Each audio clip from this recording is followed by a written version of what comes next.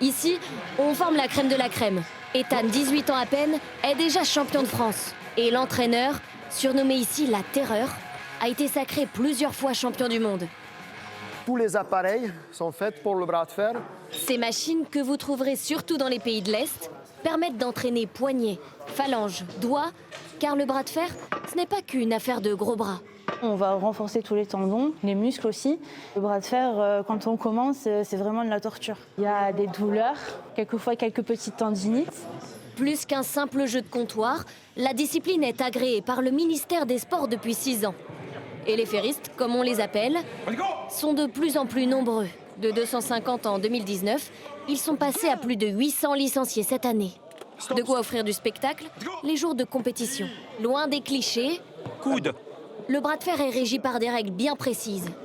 épaule. La prise de main est faite, ils vont juste regarder si les poignets sont droits.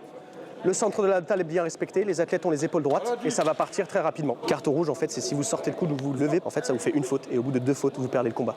Le jeu est rapide, une manche. La Fédération française de force l'assure, les accidents restent rares si la pratique est encadrée.